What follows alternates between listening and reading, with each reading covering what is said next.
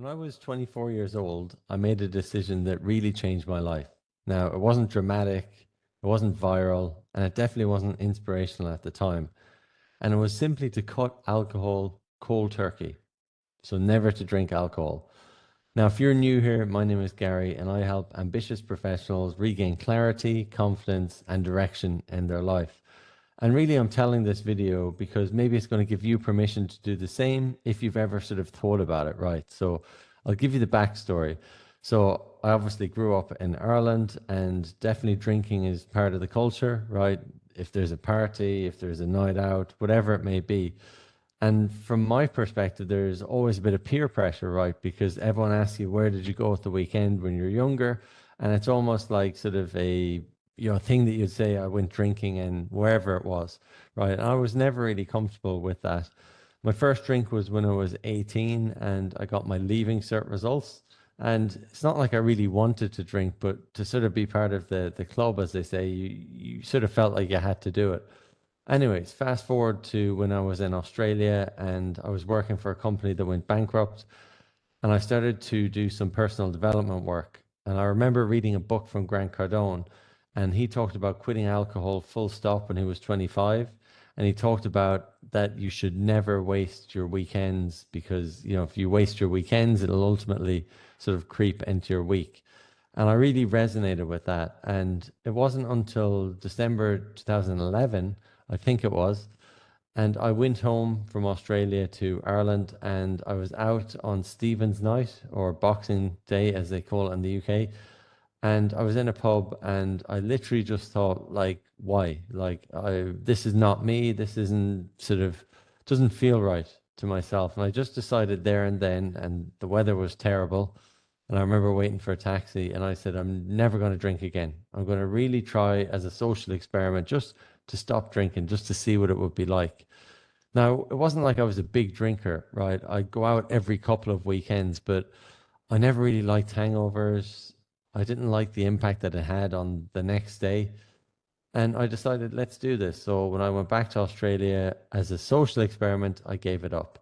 Now, this is back in 2011. So it was a bit of a big decision, right? Because it wasn't as acceptable as it is now. There was no 0% alcohol that you can get now. And it sort of, I guess, makes it a little bit easier.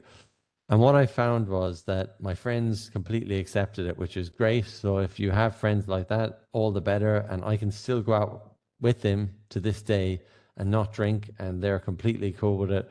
I can even go into a pub with them. They'll order like three, four Guinnesses. I'll be ordering a cup of tea. I'm that type of guy, fortunately or unfortunately. But I do remember at the start when I said I don't drink, there was a bit of a hesitation from me, and then people would make a bigger deal of it. And over time, I started to get more confident with the decision, and I just said, I don't drink. And a lot of people respected that. And actually, a lot of people were curious in that. And people opened up to me and sort of mentioned that they were looking to do the same thing, but they don't know how I did it. And that was quite interesting. So I really felt like it built my confidence. And around about the same time, I started going to the gym and I really started to dial my nutrition in. Now, I didn't really consciously, I guess, have a plan for what I ate during the day. And I started to follow something from Tim Ferriss, which was called the slow carb diet. And when I moved to the UK, I implemented that to a T. Now, I'll link it in the show notes. And essentially, it's you're eating super clean, pretty much 6 days out of 7 days.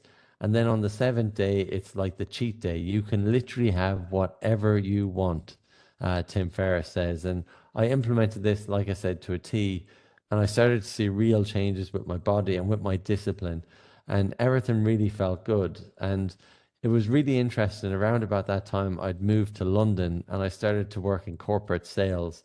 Can you imagine when an Irish guy goes into an office of sort of high energy salespeople, and you're like, I don't drink and I meditate. The two just didn't add up. So everyone used to make a little bit of fun of it, but hey, I was able to sort of handle myself. And like I said, I got even more confident after that. And typically, I'm what I would call the most boring man in sales. Like, I will leave the party at 10 o'clock And that's literally it. And I'll have the confidence to do that. I'll have fun, I'll have talked to everyone, and I'll leave after 10. Because my coach, Aidan O'Brien, he always says nothing good happens after 10 p.m. You eat rubbish, you talk rubbish, and you'll watch rubbish as well. And I do like waking up early. I'm up, 5 o'clock, whatever it is.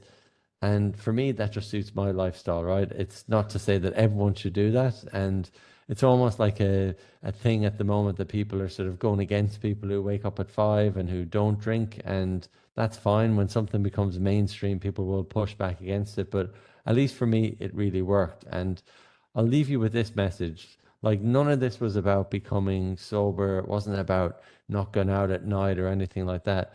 It was simply about alignment. It was being me. Like, I chose to be myself. And I think that's made all the difference, really. So if you like what you're seeing here, hit subscribe, hit like, and I'll see you in the next video.